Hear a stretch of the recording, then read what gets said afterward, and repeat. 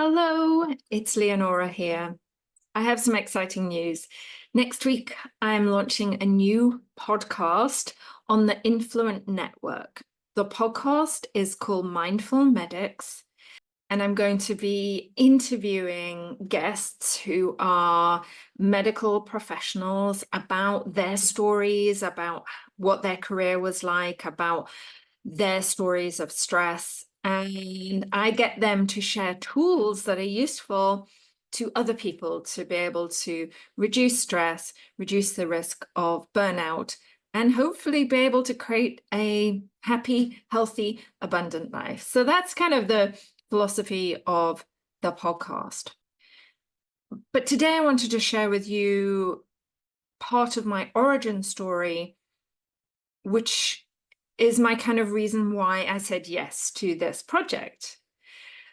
And so I used to be a physician in the UK. I qualified 30 years ago. I'm showing my age here. Actually, it's 32 years ago that I qualified in the UK, and I was a doctor in the NHS.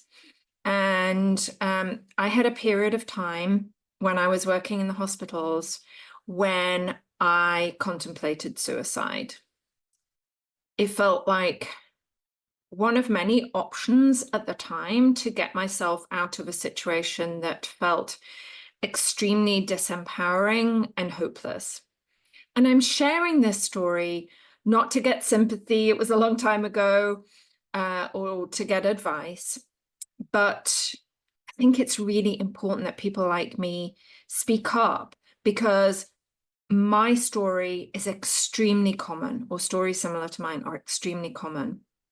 And I just accepted the suffering that I was going through. We were told that it was just part of the journey and you had to just suck it up. It was normal. So here's a story that I'd love to share with you, and I call it my linen closet moment. So I was working a weekend, so I started work on a Friday morning and worked through to Monday morning.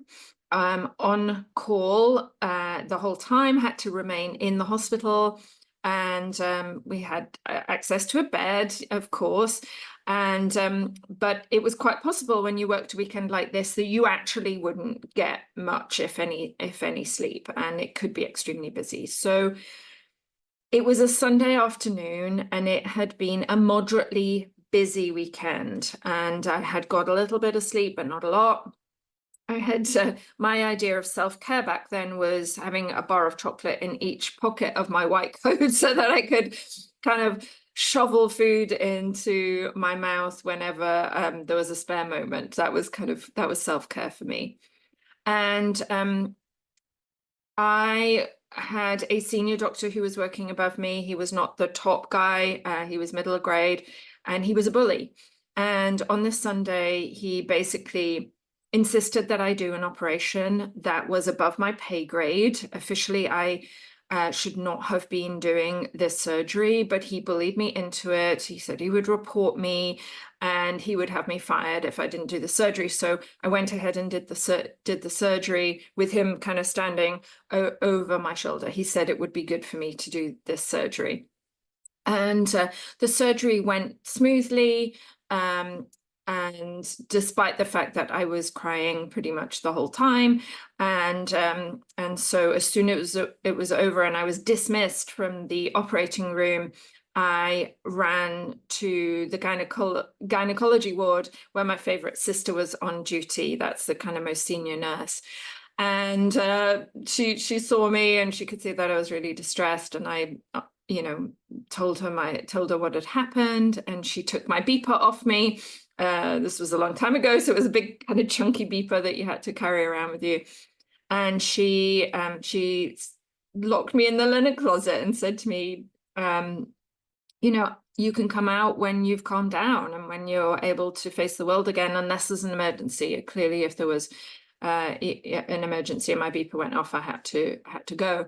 And of course, she brought me a cup of tea. This was in the UK, and I sat for about 2 hours and sobbed, just cried and cried and cried. And the part of the problem was I was training to be a general practitioner. I had to do obstetrics and gynecology. It was compulsory. You had to do a 6-month rotation, and you had to do at least 4 months of the 6 months. And so I was about halfway through. So I still had a fair amount of time to go. And so I kind of sorted myself out that day, but the week following, I was in a pretty dire mental situation. And I remember standing at the top of a flight of stairs. It was at the top of the hospital, and there was this flight of kind of concrete stairs going down with about 20 stairs. And I stood there for 10 minutes thinking how I could throw myself down the stairs. And the plan was to injure myself enough so that I could have a month off, but no longer. And I think the reason I didn't do it was because I kind of knew I couldn't guarantee that, that I might injure myself less, and or I might kill myself, because these were some pretty serious stairs. And I look back on that time on the linen closet and the top of the stairs moments, and I feel very sad for that younger version of myself. I felt very alone. People didn't talk about this stuff back then. If physicians kind of owned up and said, I'm stressed, people would call them crazy, and they would not get treated well. And I had no tools at all. I just thought you had to suffer through it. And I really didn't know what I could do.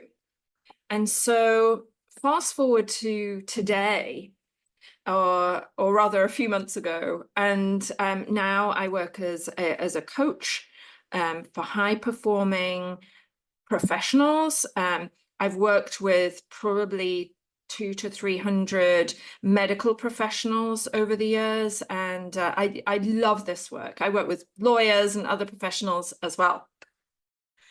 And I think it was about 6 months ago, I got this message on LinkedIn saying, we found your YouTube channel, and we think you'd make a great host for the Influent Network, and we'd love you to host a podcast to help doctors and other medical professionals tell their stories and give them tools for overcoming stress and reducing the risk of burnout. And because of my story and my feeling that I had no tools back then, I leapt at the chance. And I am so excited that next week we are launching the podcast. It's called Mindful Medics, and I interview physicians and other healthcare professionals about their story, their journey, how they have dealt with stress and burnout and, being mentally unwell during their professional life. And I ask them for tools that have worked for them, or tools that they teach to help other people, because we need good people to stay in healthcare.